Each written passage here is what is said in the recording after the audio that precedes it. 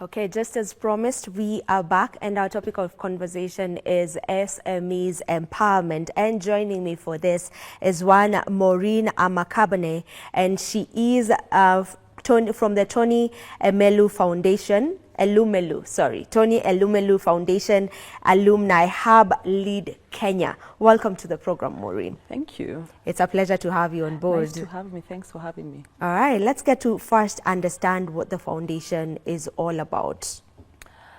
So the Tony Elumelu Foundation is a program that was founded by Tony Elumelu and his wife, Dr. Elumelu, and they are Nigerian philanthropists. Yeah. So these are two individuals who built their fortune in Africa. So they came from seeing opportunities that existed in Africa, and as business people who run very successful businesses in Africa, they opted to put a section of their family money aside to empower 10,000 entrepreneurs every year for 10 years. And how the empowerment looked like was to support us in activating our dreams, and beside activating our dreams, planting a seed in terms of money, so $5,000 capital as a seed grant that goes into bringing your vision or your dream alive as a Kenyan entrepreneur and also as an African entrepreneur. Yes. So how far in now, said for the next 10 years, so how far in is the foundation now? And maybe if you can just speak about the impact in entrepreneurship, the impact it has had in Africa's entrepreneurship. So they already clicked the 10-year mark because the program started in 2015 and they ran up to 2025. But then, of course, they moved on forward because of the impact that the program had across the 54 countries in the region.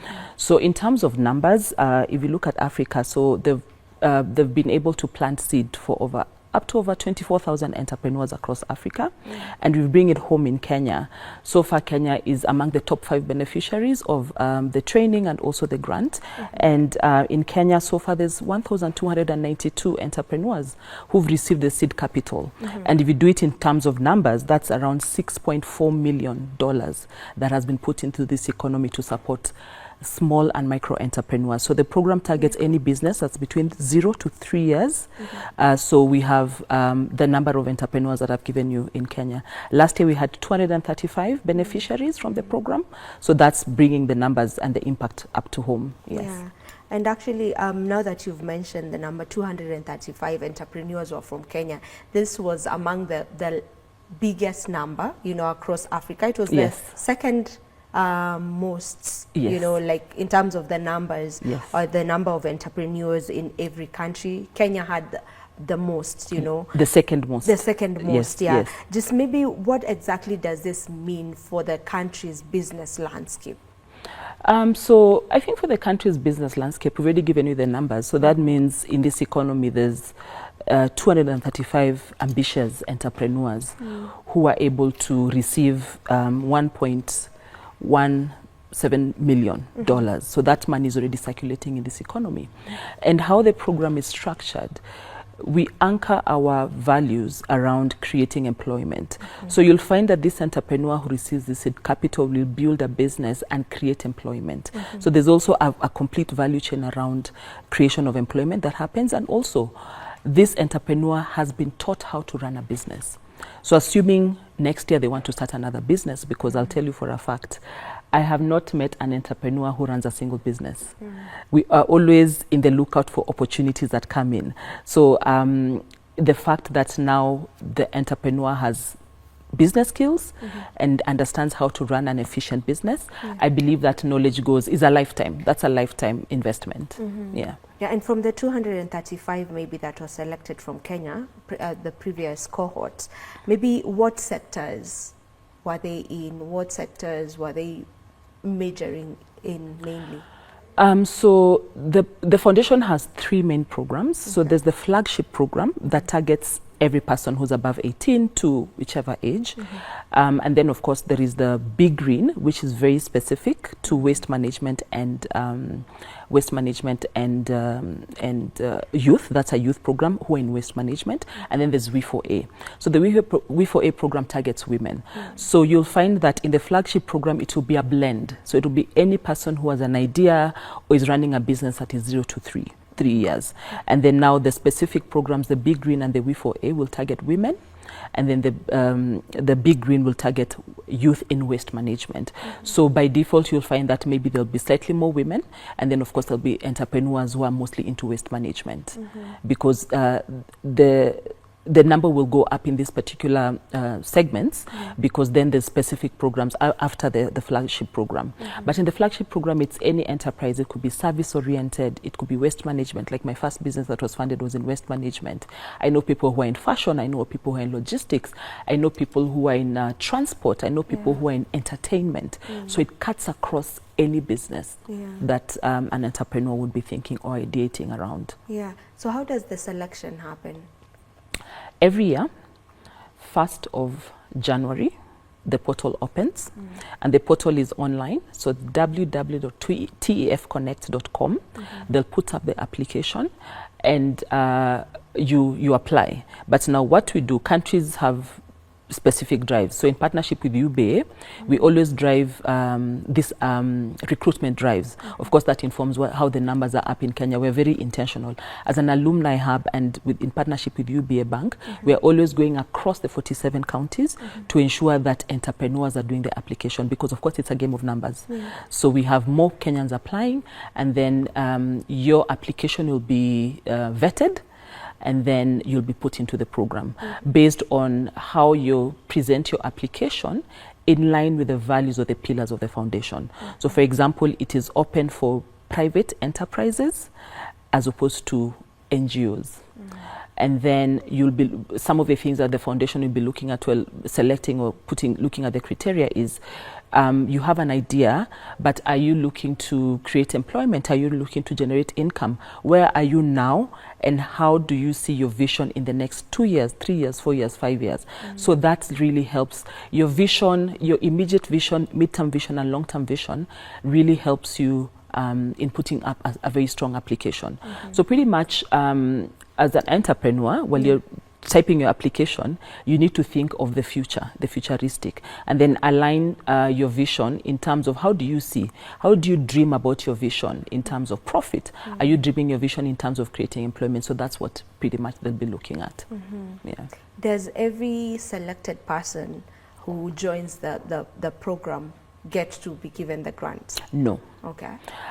So the program has also evolved. So in 2017, when I did the program, they would pre-select the 1,000 entrepreneurs, and every person who's been pre-selected will go through the training and then submit our applications, our business plans. The outcome of the training is a business plan to a team of experts, consultants, who actually literally go through and comb through the program. I mean, comb through your application or your business plan and give you feedback, and then eventually you'll be seeded. Now, how the program has evolved is you go through the program, you get the training. So if you're pre-selected, everybody gets trained. So of course, if I give you the numbers of training, that's slightly higher. So you'll find there'll be a difference between the numbers that were trained and the numbers that received the seed capital. And then at the tail end of the program, you pitch. You go and you pitch your business idea, and the judges will be looking at the things that I've mentioned. Are you visionary? Does it make sense? Is your business scalable? Is it profitable in the near future? So those are the things I'd be looking at. So not everybody who goes through the training receives a seed capital. So training helps you polish up and then put up a solid business plan, and then you pitch in front of judges.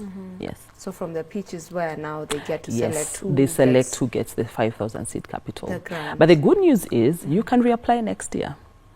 So next year, I know people who have been who've gotten the grant after on the second or third application, which is good news, because then it means they went and put what they learned into practice, and then they come back. So it's not doom when you don't get into the first time. You can always apply the next year and the next year, because now the program is ongoing. Yeah. Yes. So you're an alumni. You Yes. were part of it in the year 2017. Yes, I was. What was your business? So in 2017, I was running a sanitation business. So basically this is Usafi Sanitation. So our vision is to build toilets for schools. You do know that we have a huge problem of toilets in public schools and also now in private schools. So our goal is to take green toilets in schools to replace the traditional pit latrine that we use. So this is a self-composting unit that allows for the waste to self-compost. So of course there's sanitation and safety is guaranteed within that toilet. So that's the business I applied with in 2017. Yes. Are you still in the same business? Yes, so the business is, so it's a yes and a no. So it's an extremely capital intensive business. So the business idea is parked somewhere because I do need a huge amount of money to put it back. But I'm happy to say that the foundation was, the money that I received from the foundation helped me do my first, setup. So there's a school we actually partnered with, and the toilets are in this particular school. Yes. Do you feel like in Kenya people know about this foundation? Do you feel like it's the information is out there? Because it's a really good opportunity for every business owner to just jump in. Someone who's having a startup and probably they don't have capital, or probably they just love to learn the nitty-gritties of how to run a business. Is the information out there enough? It is a yes and a no. So in the larger scheme of things, I would say no. But if you look at the micro pockets, I would say yes. So no, because we have 47 counties and we understand the information and access challenges.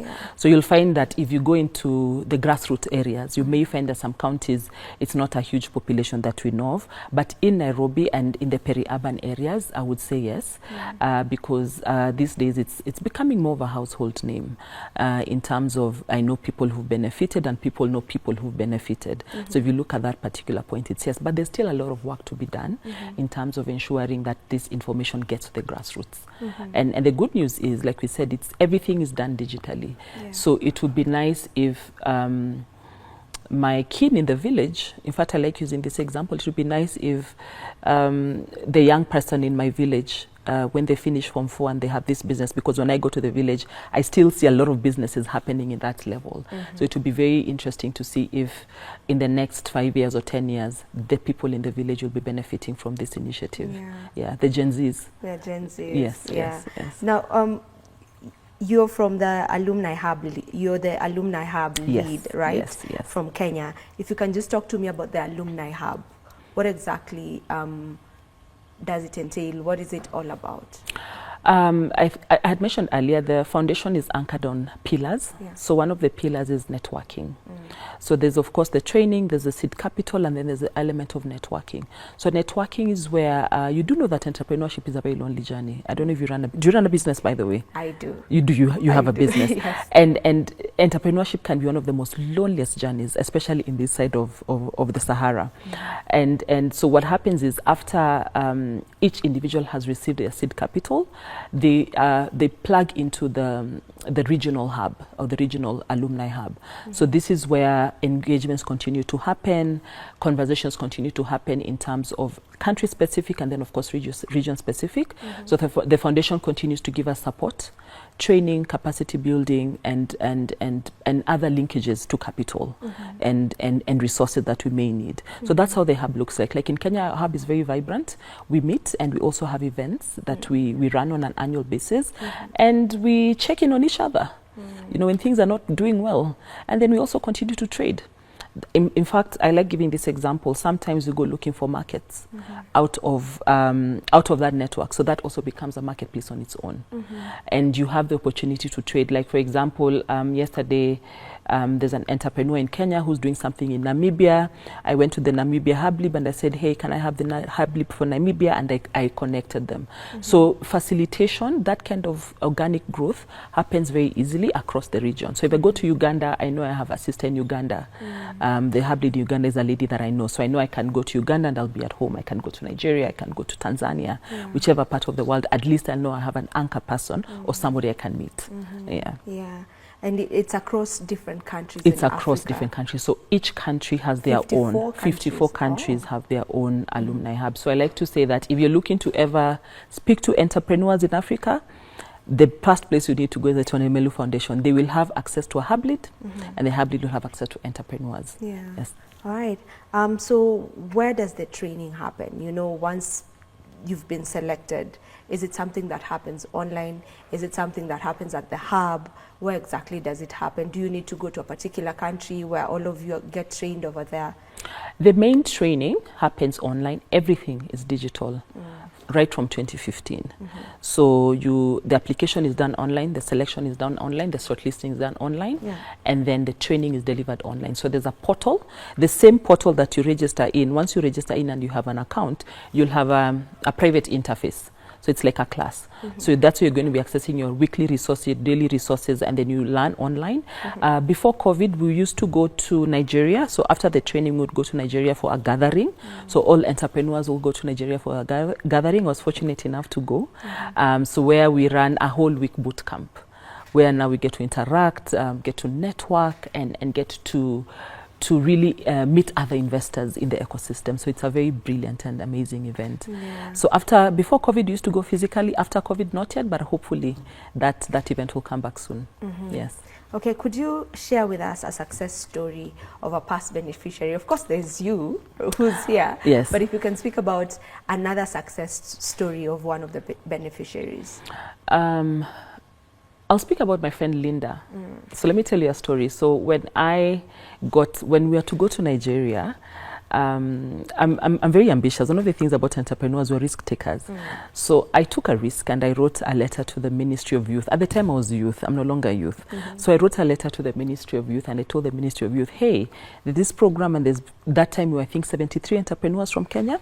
There's 73 entrepreneurs from Kenya who've been selected to go to Nigeria, travel to Nigeria and receive our award and be part of this experience. And he said, could you give us tickets? Could you fund us tickets? And the CS or the CS at the time said, we can't give you 74 tickets, but we can give you 10 tickets. So 10 Kenyans were flown courtesy of the ministry to Nigeria. And I met an amazing lady called Linda. So Linda runs a brand called Favoloso by Nanu. She's in the fashion space. Before the program, Linda had just come out of it. She was starting her business and she was operating from home and running around town, taking orders, doing fittings and everything. And after the program, she was able to set up an office and now she runs a fully fledged office. She has a place where she does her production. She's employed many people and I know now she's in the place of expanding. She's actually getting a bigger space. So that is an amazing success story. Very organic, but the little things that would give an entrepreneur a headache. Like, do I have an office? Can I sustain rent? Can I do this? So that's another example. There's a guy called Dennis Mutoro, who runs a logistics company and he's grown rapidly. So when we did the program with him in 2017, Dennis Mutoro was running a logistic company, and then of course now he's expanded. And recently he came from doing a huge project in Nigeria, courtesy of just now being very affirmed in the enterprise space. Yes. Yeah, that's amazing to know. Now, I mean, as you've mentioned, entrepreneurs or entrepreneurship is quite a task. It can be a lot. Maybe what are some of the challenges you'd say African entrepreneurs face, or let's narrow it down to Kenyan entrepreneurs, and how well can we address those challenges? I usually look at the challenges from two perspectives. The outright visible challenges. So the fact that you're building in a space or in a very hard economic times, for example. So you'll find entrepreneurs, number one, have access to even just basic capital. You have this idea, but getting this idea out of your heart and actually putting money in it, that is a challenge. That is a challenge that continues to persist. Then there is the ones who start with whatever they have. They continue being in that circle, or being put in that circle, or that area of operation, because there's lack of capital to access to scale your business. And I've given you an example of my own business. I have a brilliant business idea. It was pre-funded by the foundation, but then I need money to scale it up, to scale it. So it's valid, it's proven, it's tested. But if I walk into any commercial bank, I look at the banking rates, I look at the interest rates, it doesn't make business sense. So that's the cost of money is also very expensive in this country.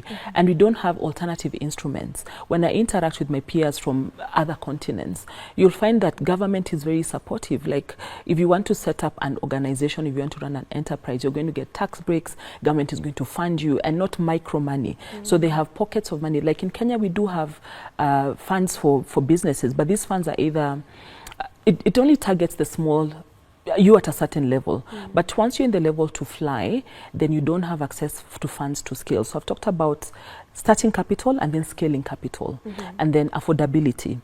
And then in Kenya, which is an emerging trend, you're not paid. You'll deliver a contract and you get paid. That is becoming a thorn in the flesh.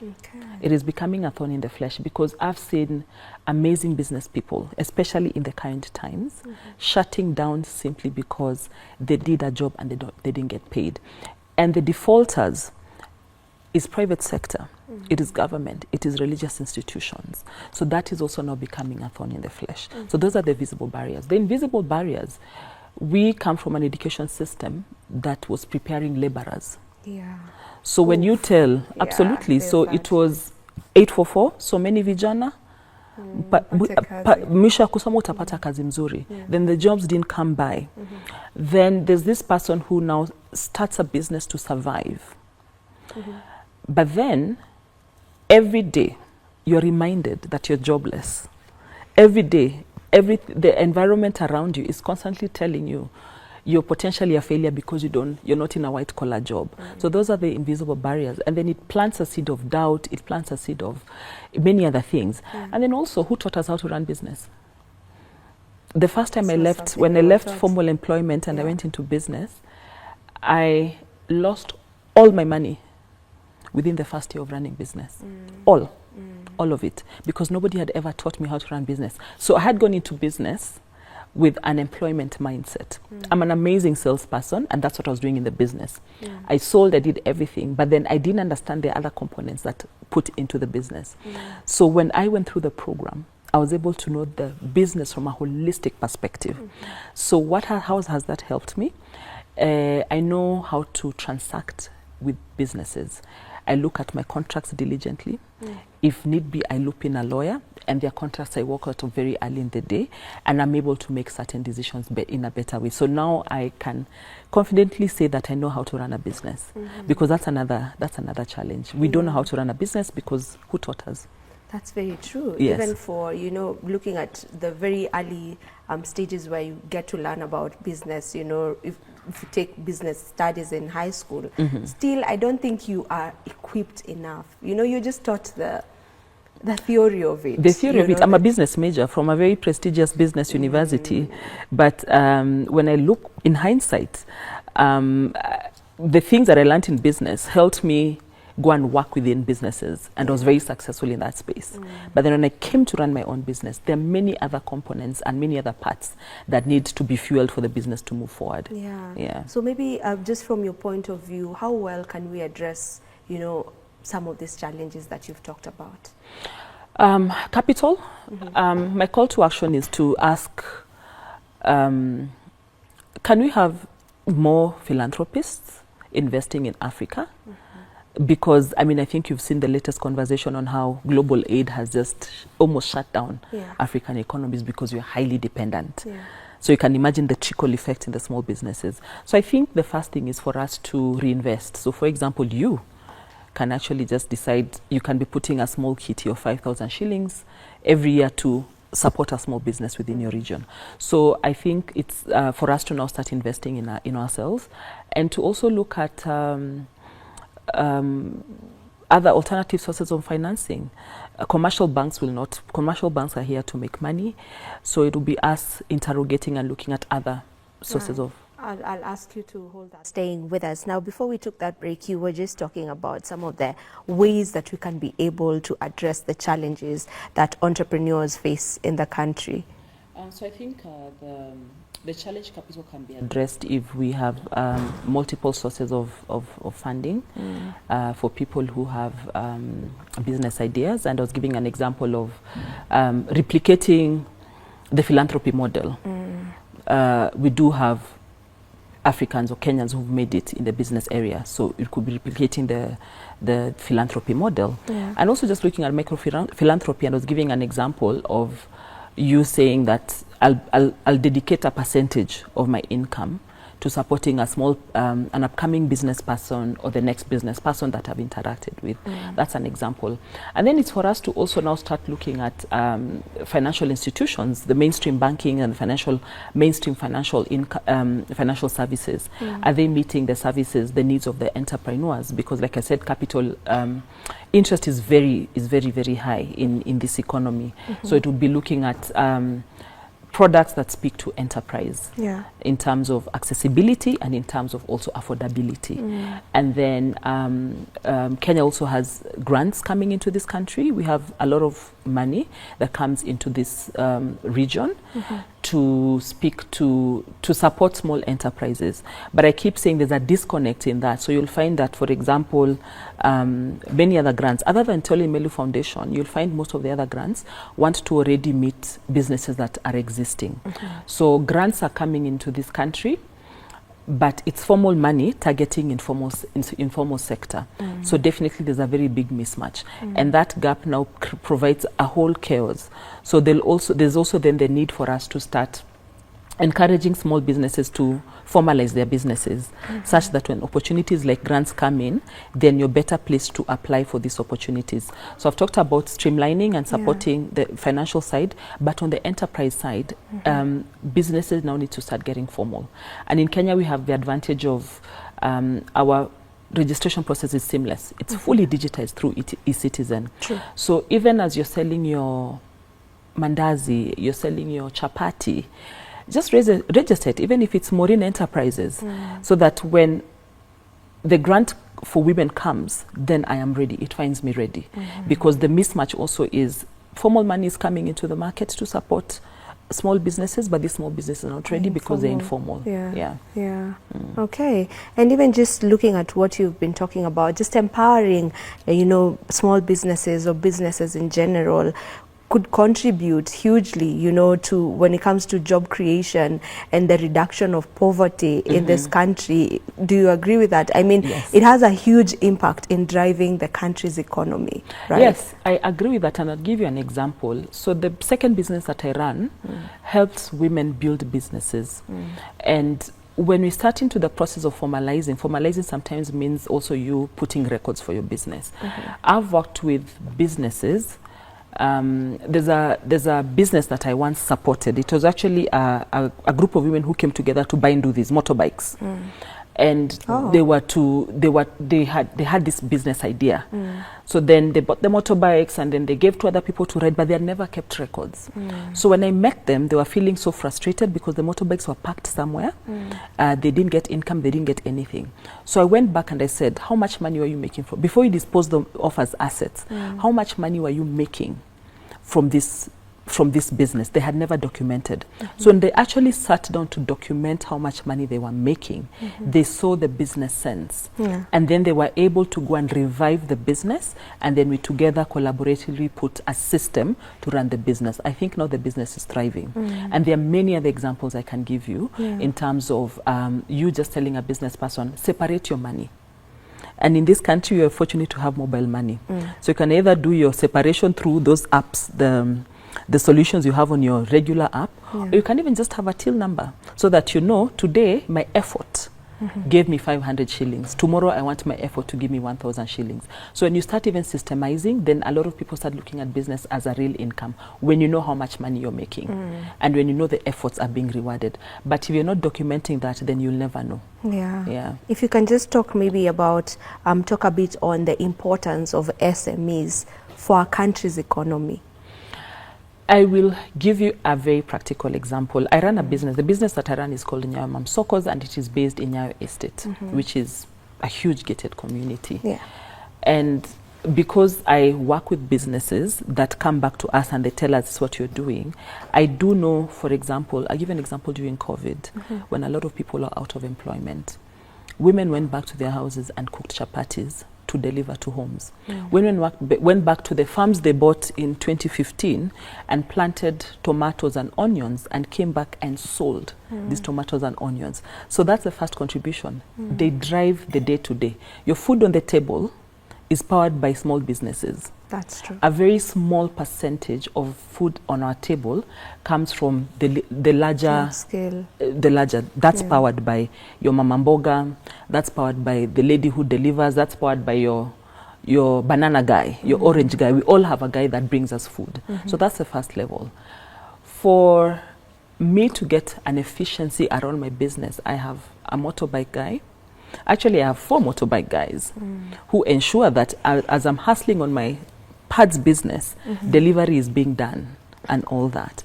And then the ripple effect is felt. So I think the SMEs contribute a lot in terms of driving the economy, and we see it in the numbers. We know how much our mobile telephony companies make in terms of the revenue that's driven by that ecosystem. So the SMEs actually, I think, are the backbone of an economy. And that's what gets the money to move and exchange hands. If you were to maybe be given the opportunity to make things right when it comes to SMEs in this country, what would you do? What's that one thing you would do? The one thing that I would do, and I don't want to sound cliche, I would set up functional SME hubs like Silicon Valley. And I was giving you an example. My enterprise counterparts in a different continent that's not Africa, when they want to start a business, they will be supported end to end. I know that I'll finish high school, and if I want to go to university, I'll have an option of university. If I want to go to a TVET, I have an option of a TVET. But if I want to do a business, I know there's a district, there's business districts where I'll go to that district and I'm going to benefit. So if I was to do anything differently, I would have 47 business districts in this country across 47 counties. And this is the place where an entrepreneur will walk in. They'll find 24 hours electricity. They'll find 24 hours internet. They will find capital at less than 1 or 2 or 3% at the very most. And they will find a community and other business development services. So right from registration to legal services to learning how to run XYZ. So I'll set up business districts across 47 counties that will speak and support entrepreneurs on a day-to-day basis. Okay. As we almost come to a conclusion, maybe if you can talk to us about the long-term vision of the Tony Elumelu Foundation. What's the long-term vision? So as a beneficiary and as somebody who interacts with the foundation on a day-to-day basis, I think the commitment to support entrepreneurs is vivid and it is very clear. So the long-term vision, I think, is for the foundation is to really ensure that more entrepreneurs are getting access to training and they're getting access to seed capital. And I've given you a very specific example. Like right now, there's the flagship program, which is ongoing. Past the 10-year mark, they're continuing on. So next year, anybody on this who's watching, please remember to go to the TEF Connect and access. And then there's the Big Green program in Kenya. The Big Green program will run for the next 2 years, and the WIFO program as well. So I think those are the opportunities, and that's the vision for the foundation. So it's to ensure that more and more people, Africans and Kenyans are accessing training and accessing seed capital. Yeah. All right, for everyone who's watching us right now and probably they didn't know about this foundation and the amazing job that they do in just trying to help startups and just help entrepreneurs know their ways through business, probably for the Kenyans, right? When is the next application? You've said next year, but when exactly? 1st of January. 1st of January to 31st of March. 1st of January to 31st of March. Every year. Every year, 1st of January to 31st of March. And it's New Year's. Yeah. So if you want to remember, just remember New Year resolution, apply for the Tony Elumelu Foundation grant. Let that be your first New Year's resolution. Are there specific things that one needs to have for, you know, as they are making the application? Yes, yes. So if you want to put in, so luck plays a big role. Let's not underestimate the power of democracy and luck. So luck plays a big role. But like I said, when you're putting in your application, look at number one, your vision. So for example, you're selling these books or you're manufacturing pens and you're applying for the program so that you can be able to expand your production. So not only will you look at expand, attach numbers. So say I'm currently producing 10 pens and I want to go through the training so that I can be able to understand how I'll produce 100,000 pens. And then I will also want to know how will I produce 100,000 pens to distribute. I'm currently in Nairobi, but I want to spread in Kikuyu, Kiambu, Kirinyaga, going in that direction. So then how then will you work this application of yours, tell a story of how you will grow this production from a 10 pen production to 100,000 production across 47 counties in Nairobi and attach numbers. So don't be afraid, possible. and break it down. Don't be afraid to put in the numbers. Put your data points. So I'm doing 10. If I get $5,000, it will help me employ 10 other people. It will improve our capacity. It will move us from here to here. And then I'm going to have 47 distributors of these pens across Kenya. And each distributor will potentially employ 2 people. So you just paint that value chain. And sometimes distribution looks like I'll have 47 Duthi guys who will be taking these pens and taking them to schools or selling them in the local market. So it doesn't even have to be as technical, as complex as it is. It's the business model that works for you. And there's one of the businesses that some years back we supported in doing the application, and they were producing water, and they still run the business. But I think if you go in the western part of Kenya, it is the brand you'll find in all the hawkers have that brand. And that vision was powered by the foundation. Oh, nice. Yeah. So do they also work with people with just business ideas? I've never been into any business.